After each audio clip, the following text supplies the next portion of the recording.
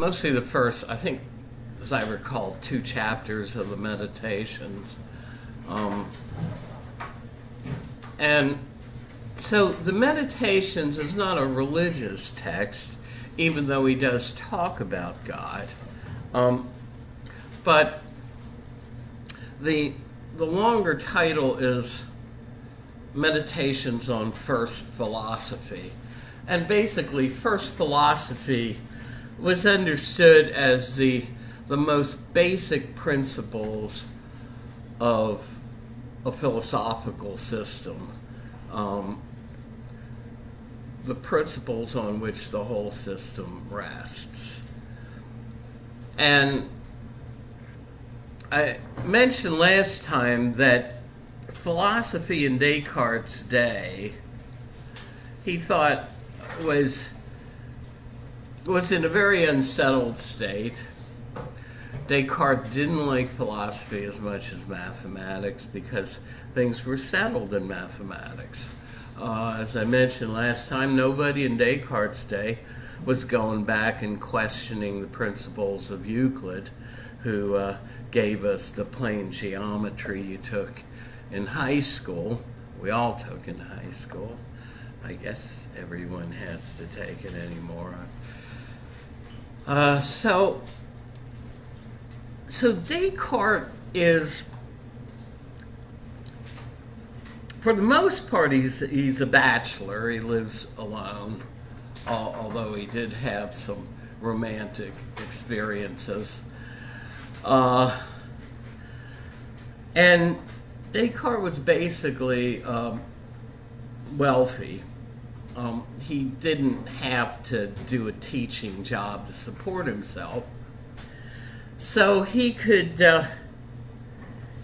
stay in bed if he wanted to till noon, which sometimes was his practice.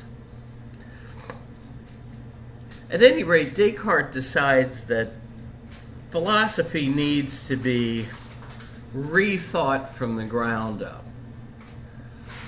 That what he needs to do is to do for philosophic and scientific knowledge. And Descartes puts epistemology, the theory of knowledge, that branch of philosophy, at the forefront of philosophy. He makes questions of knowledge central for the next 150 years in philosophy, probably close to 200 years. And so, in other words, he thinks that if he can find some absolutely certain truths to function for philosophic and scientific knowledge the way the axioms do in a system of plane geometry, the whole system rests on a few simple truths. Euclid's geometry, like things equal the same thing or equal to one another, and the shortest distance between 2 points is a straight line. And Descartes thinks if he can do this for philosophy, then things aren't going to be unsettled anymore in philosophy. That he's going to have absolutely certain truths at the bottom that everything rests on, and following rules of derivation that lead you from truths to truths. He's going to derive the rest of what we ought to believe in philosophy, and everything along the way is going to be absolutely certain. At least this is the ideal he wants. But at this point, he realizes he's accepted false beliefs from childhood, so he does kind of the same kind of exercise we saw Plato, one of the prisoners in the cave, to do. Rethink their basic beliefs. Thank you. And so he says if the most basic beliefs he has are false, then beliefs that rest on them are going to be. So he needs to rethink things from the ground up.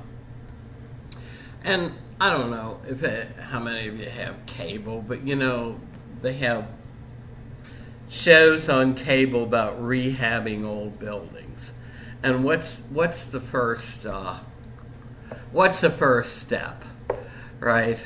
It's the fun step, right? It's the demo step where you demolish. I once had a friend in Charlottesville who was a teacher, and she and her mom were trying to co-invest in buying some old properties in Charlottesville and fixing them up. And I helped her do some demo one time. It's wonderful for taking out your aggressions. Just take a hammer and go at it on the wall. So this is what Descartes thinks needs done with philosophy, that we need to demolish a lot of what's already there in terms of the beliefs that people think are true. So establishing a lasting basis for science, I say, and philosophy requires that he demolish his current belief edifice and that he start again from the foundations. And that's a graphic of a wrecking ball there. So he says,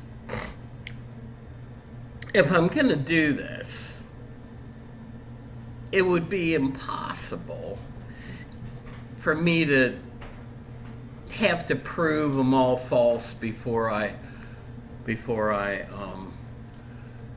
set a belief aside as one that we're not going to use.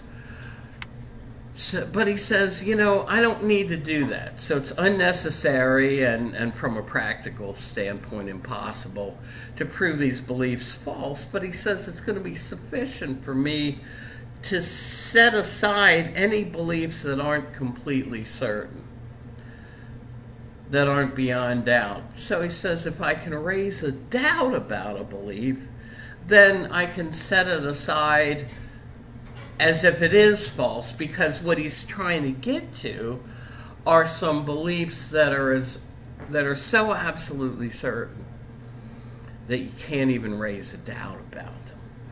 And this is what he wants to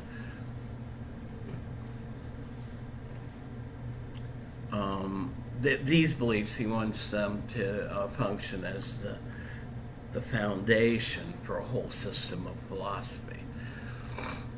Now, how many beliefs do you have? Could you even number them, right? This program of sifting through beliefs would clearly be a non-starter if he had to go through each of his beliefs individually in order to decide whether they should stay or go. But he says, I don't need to do that. When he says he needs to only look at the most basic principles on which they rest, part of what he's talking about here is these are principles that define categories of beliefs. So what he's going to do is he's going to test whole categories of beliefs and either accept them or set them aside as doubtful. And so should these categories be doubtful and the principles that define them, then they should be set aside. Now, we saw even with Plato, and Descartes, remember, is a rationalist. In the same tradition, he thinks knowledge ought to be of what is discerned by reason, but what is absolutely certain, eternally true, not true today, false tomorrow. And we saw that for Plato, what we call knowledge, in other words, if I said I know there's a briefcase sitting on the desk, sitting on the table there, or I know that the roll is sitting there, we call that knowledge. Plato didn't. At best, that's only for Plato true opinion. And Descartes is in the same tradition. He downplays the importance of the knowledge and the information we get from our senses. And again, let me remind you, as I did when I was playing the video, if this seems a little unusual to you, it's because you and I have been trained to be empiricists. We've been trained in the opposite view, the view that says all knowledge comes from the senses after we're born. So it shouldn't surprise any of us that the first group of beliefs that Descartes wants to reject as doubtful are beliefs we have based on what our senses tell us. Principle 1, many beliefs based on sense experience are beyond doubt. In other words, he says, let me test this principle and see if they really are beyond doubt. Now, Descartes knows that some beliefs based on what the senses tell us are questionable, if not false. The senses can deceive us about very small objects, but also about distant objects. I think he even has this illustration. It's been a while since I read it, but suppose you're walking on a beach right at dawn, and it's still kind of foggy out, not totally light, and you see something ahead of you, and you say, well, there's a seagull there. And you get closer and you're wondering why it doesn't seem to do anything or fly away, right? But then you get closer still, and you find that the reason it hasn't flown away, the reason you're not scaring it, is because it's not a seagull at all. It's a oddly shaped piece of driftwood on the beach that in the distance and in the dim light and the fog appeared to your senses to be a seagull. So in a sense, your senses deceive you. He knows that that happens, right? But is there anyone here who doubts that there's a book bag sitting on that table there? Descartes says, yeah, there are some beliefs that the senses give me that seem questionable, like mistaking distant objects for one thing when it's really another. But he says, what about the things I immediately perceive around me? Now, Descartes, the scene here is it's winter.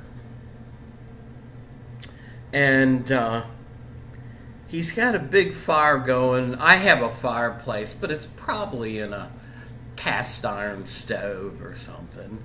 He's sitting in his favorite easy chair, and he's comfortable. He's dressed in night clothes, right?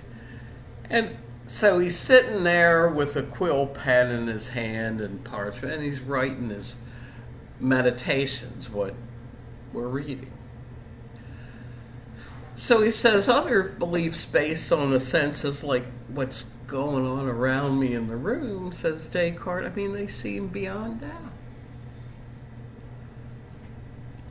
It seems certain then to Descartes that he's really sitting by the fire, that he's in his night clothes. The translation says dressing gown, but it's more like a nightshirt. Right? That he's really holding a piece of paper, and that his hands are real, the hands that are holding the pen and paper. He says, how can I doubt this? Well, now here Descartes raises a conjecture that some people call his dream conjecture.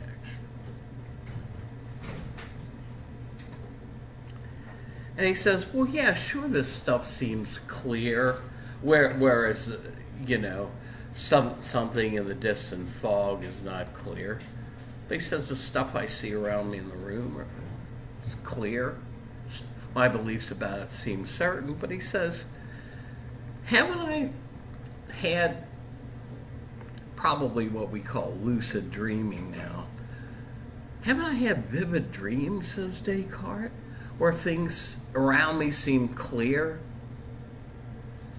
He said he's had the same experiences of sitting by the fire in his living room in dreams, whereas on waking up he discovered that he wasn't in his living room, he was in the bedroom, dressed for bed. So Descartes asks the $64,000 question. He says, well, how can I be certain that I'm not dreaming now? And, this is something to think about. There will be an essay question option to weigh in on that. He says, well, okay, I could think about, noticing, hey, my eyes are opened. If I were asleep, my eyes would be closed. So I must not be dreaming, right? In other words, he says that there are some tests that I could use. Okay, folks, do as I do.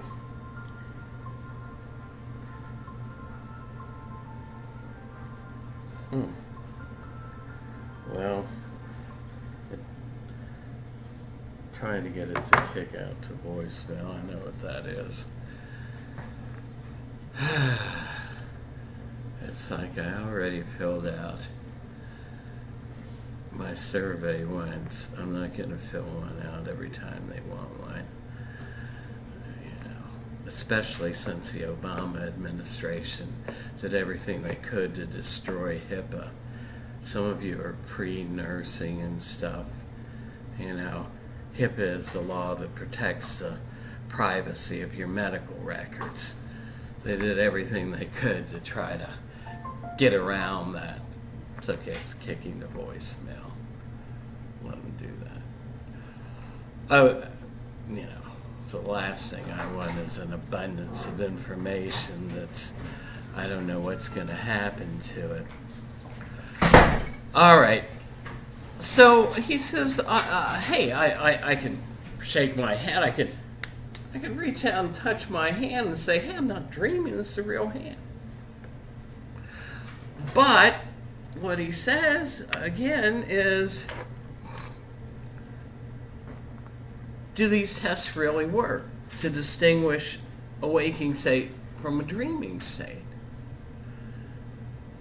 Noticing your eyes are open. What do you think he's going to say about that?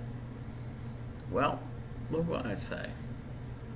Can you be dreaming that your eyes are open and you're noticing that? Well, Descartes says, yeah, it's possible. Could I be dreaming that I'm feeling my hand and testing it rather than... Now, not everyone agrees with Descartes, but Descartes is convinced that there aren't any absolutely certain tests that are going to enable you to distinguish a waking state from a dreaming state. So there are no sure signs that one is awake. So what's the point of this? He says, well, if there aren't any sure signs, he says, well, maybe what I experience as even my own hands is something, is an object I'm experiencing in a dream. Maybe these are just fictitious dream images. So you see what this conjecture that he might be dreaming it, that it might be all a dream, enables him to do. It enables him to cast some doubt over what seems to be clear information that our senses are conveying us, right? We say, well, I'm certain that there's a bouquet. on the table here. But Descartes would say, well, yeah, but why couldn't you be dreaming? Why couldn't this be a lucid dream? Why couldn't you all be fictitious dream people? So, so basically, I mean, so he says, you know, even fictitious objects have real components. But here's the bottom line. This dream conjecture enables him not only to cast doubt over beliefs about what's going on immediately around him, but even on sciences that take their basic information from sense observations, right? And these were around in a rudimentary form even in the 1600s, even in Descartes' day. Physics, astronomy, and chemistry, right? They all depend on observations from the senses, or the senses aided by instruments like microscopes and telescopes. And there were some crude versions of these around in Descartes' day. So, now, one thing I wanted to do to kind of tie things up, if I didn't lose my place, and I didn't, is you may remember this famous scene from The Matrix, but the same point is made there about the possible indistinguishability of dreaming from reality. Oh, I can't believe I did that. I'm going through these slides. Well, this is all recorded. I need to hold it.